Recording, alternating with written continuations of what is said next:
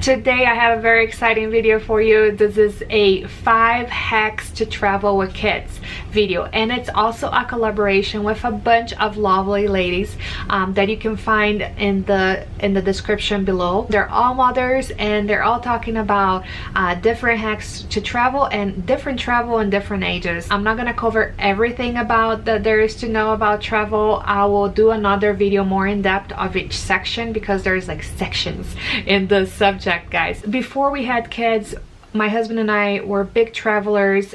We've been to over 25 countries each, and so when we had my son, we decided that travel was still a priority, and we've had a few trips along the way. He is 16 months old, and we've done camping, we've done short flights, we've done road trips, international flights, long haul flights, you know, you name it. Traveling with a baby is different than traveling with a toddler, which is different than traveling with older kids.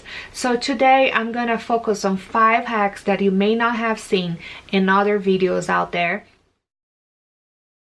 So one thing that really worked for us when traveling on a long haul flight was to bring a pillow. The pillow is something that helped us a lot. We traveled with our son when he was an infant to Brazil. He was only 6 months old, and the pillow made a huge difference. The pillow will help you breastfeed, will help them sleep, it will help them just play, you know, and be more comfortable. And it'll be more comfortable for you because then you have this arm free, you know, you don't have to keep holding them in one arm. Bring it with an old pillowcase that you don't mind losing. Also, pillows are super cheap.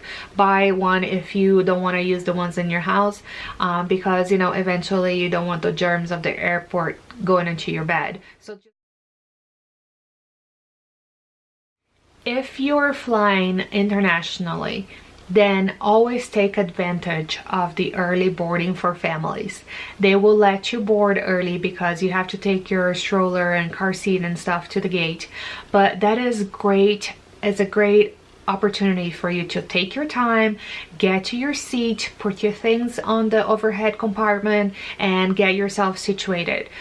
Because the last thing that you want is to have the stress of having to like rush in with everybody and be stuck in the aisle with everybody else, and your kid wants to go places and you just have to like stand there. It's bad for adults. You don't want to do that to a child. So board early, get them situated, get your toys and food out and things like that, and then they will be fine for the boarding process. In the US, they don't seem to get the point that some families have to board early. If you can buy like early boarding, I would suggest that you invest in that if you want less stress. If you don't want to buy the early boarding, then I would suggest that you board less. Send your partner, your spouse over to go get all the stuff in and just stay with the baby outside until it's the last time to board, and then you board with your child, because that your spouse can take care of the stroller and the car seat and all the bags in the overhead compartment and so forth, and all you have to do is walk in.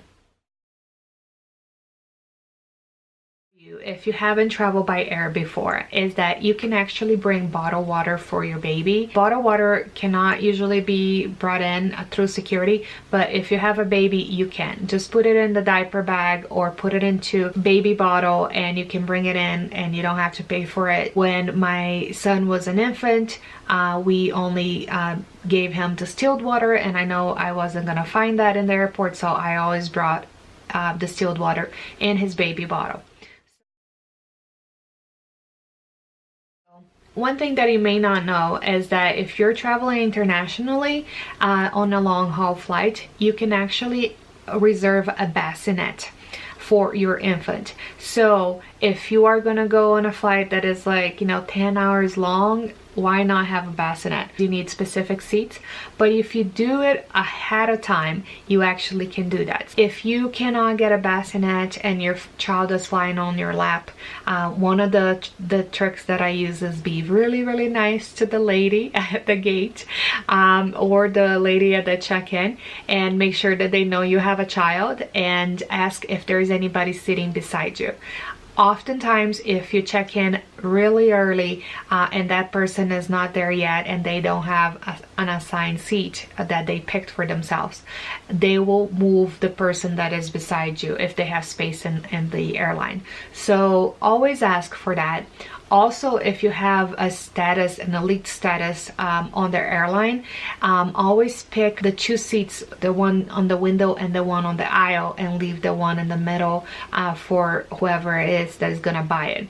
What will happen then is, if you have that elite status, is they won't sit anybody beside you if they have the space. And I hope the airlines are not watching this because they may change the rules then. You are allowed to bring a car seat and a stroller and 1 bag for the baby, even if they're flying on your lap. When you get a bag, buy one that has enough space, more space than you will need for your car seat, for example, and then stuff that bag full of the stuff that you're gonna need, that you don't want to put it into your regular luggage. For example, diapers. I know a lot of people buy diapers when they get there, but if you're going for a short trip, like, you don't want to have to take the time to actually go somewhere to buy the diapers and then have to buy like a huge pack that you may not need. Or if you're going internationally, sometimes you're not gonna find the brand, you're gonna have some language issues, you're not gonna know where it is that you need to go. So in those cases, I always pack diapers. Those are my 5 hacks to travel with kids. I hope they were helpful. Thank you so much for watching. Leave me a comment below, give me a thumbs up, subscribe. Don't forget to check out the ladies below and give them some love, and I'll see you next time. Bye.